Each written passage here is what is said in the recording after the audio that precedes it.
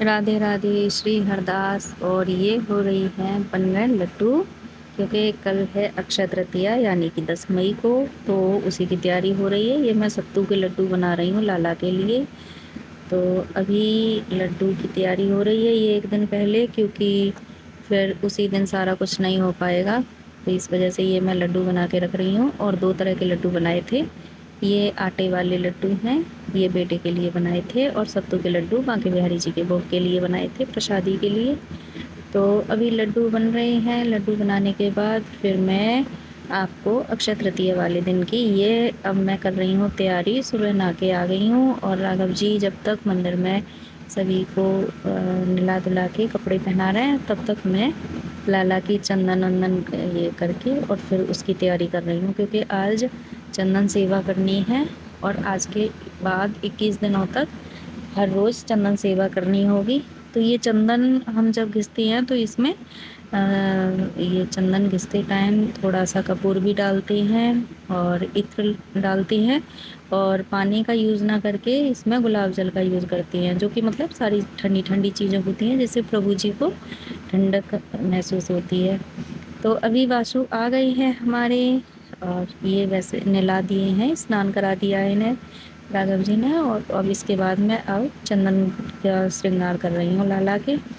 और जब तक राघव जी अपने बाकी के प्रभु जी हैं उनको स्नान करा के और तैयारी कर रहे हैं मंदिर में, तो थोड़ा जल्दी हो जाएगा। तो ये मैं लगा रही हूँ चंदन वासु के, और बड़े प्यार से आज वासु अपना श्रृंगार करा रहे हैं। तो ये चंदन लगाते समय भी थोड़ा टाइम लग ही जाता है, क्योंकि धीरे धीरे हल्के हाथ से हमें लगाना होता है कि कहीं भी लाला को कोई कष्ट ना हो, कोई परेशानी ना हो, इसलिए। तो फिर ये अभी वासु का ऑलमोस्ट हो गया है श्रृंगार।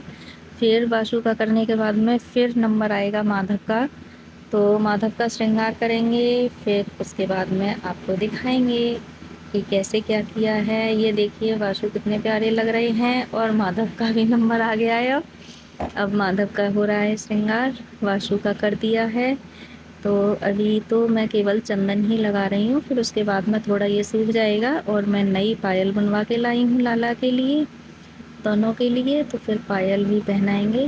तो आज चरण दर्शन होते हैं वैसे भी बांके बिहारी जी के, तो इसी वजह से आज मुझे मन था कि नई पायल मैं लाला को पहनाऊँ। तो फिर मैं पायल लेके आई थी। और ये हो रहा है चंदन लगाया जा रहा है, और ये अक्षय तृतीया के दिन प्रभु जी के चरणों में चंदन का जो लड्डू बना के रखा जाता है, तो उसी की मैं तैयारी कर रही हूँ।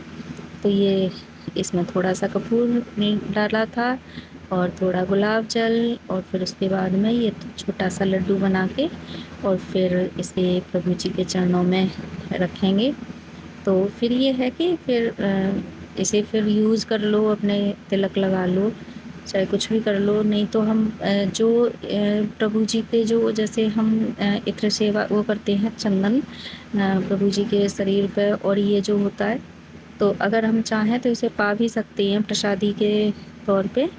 तो अगर आप चाहते हो मतलब, तो इसे हम पा भी सकते हैं डेली प्रसादी समझ के। तो लेकिन मैं तो तिलक के उसमें यूज़ ले लेती हूँ, और 1-2 बार जब याद आ जाता है तो पा भी लेते हैं हम लोग। और वासु हो गए हैं बिल्कुल तैयार, और ये है पायल वासु की। और तैयार हो के ये देखिए इनका श्रृंगार। और ये माधव तैयार हो गए हैं, माधव की भी पायल बनवाई है सेम सेम दोनों की। तो अब दोनों विराजमान हो रहे हैं तैयार होने के बाद में। फिर ये हैं हमारे दामोदर लाला जी, और ये हैं हमारे वासु, और ये हैं माधव। अब देखिएगा आपकी श्रृंगार कैसा लग रहा है। और सच बताइए, मैं तो अक्षय तृतीया का पहले मुझे पता ही नहीं था कि ये कौन सा फेस्टिवल होता है, क्या होता है इस दिन। जिस दिन से वासु हमारी जीवन में आए हैं, बस उसी दिन से मुझे समझ में आया कि हाँ, ये अक्षय तृतीया को हमें कैसे प्रभु जी की सेवा करनी चाहिए, और अक्षय तृतीया का क्या महत्व है। तो इनके आने से एकदम से जीवन ऐसे पलट गया कि हम खुद ही नहीं ये चीज़ तो कभी समझ पाती हैं, बस प्रभु जी की कृपा है। और ये हैं हमारे गजानन, और इधर ये मैया विराजमान हैं, और इधर आ गए हमारे बाबा, ये नर्मदेश्वर बाबा हैं और नीचे मेरे बाबा भोले बाबा। और अभी फिर ये पूरा धीरे धीरे व्यू दिखा रहे हैं मंदिर का। बताइएगा कि आपको मंदिर कैसा लगा हमारा। ये हैं हमारे बांके बिहारी जी।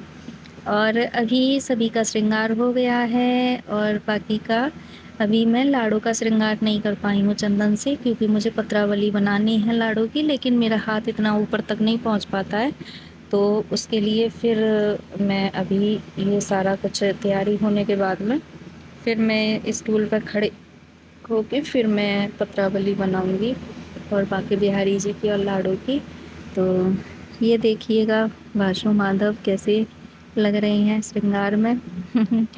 और इसके बाद में ये लड्डू रखा है, जल रखा है लाला के लिए, और जो लड्डू बनाए हैं खाने के लिए सत्तू के वो भी रखे हैं। ये हैं हमारे गुरुदेव जी महाराज और मैया हैं ये। और ये हमारा मंदिर का पूरा दृश्य है। तो सभी बैठे हुए हैं, हम पूजा कर रहे हैं। और राघव जी ने ये बीच में शॉट ले लिया है आरती करते हुए। तो अभी मैं आरती कर रही हूँ, फिर आरती करने के बाद में फिर खाना बनाने के लिए फिर जाऊँगी, क्योंकि आज के दिन तो अच्छा अच्छा खाना वैसे भी भोग लगाते हैं। कुछ अगर कुछ त्यौहार होता है तो अच्छा ही बनाते हैं, यानी कि पूड़ियाँ वगैरह। वैसे रोटी सब्ज़ी और दाल चावल कढ़ी ये चीज़ें तो डेली में लगाते ही हैं भोग। तो अभी फिर मैं बनाऊंगी खाना। तो अभी पहले तो मैं आरती कर रही हूँ लाडो की, बांके बिहारी जी की। फिर पूजा करने के बाद मैं खाना बनाने के लिए जाऊंगी। और ये अभी ये देखो 2 तरह के लड्डू बने हुए हैं। ये हैं सत्तू के लड्डू और दूसरे वाले आटे वाले लड्डू हैं।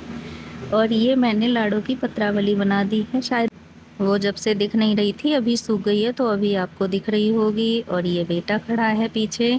फिर इसके बाद में मैं बनाऊंगी खाना। ये मैंने 1-2 फ़ोटो ले लिए थे। और खाना बनाने के बाद में फिर हमने एंजॉय किया लाला को फिर श्रृंगार हटा के, क्योंकि वासु माधव को खाना खिलाया। राधे राधे, श्री हरदास। ऐसे रही हमारी अक्षय तृतीया।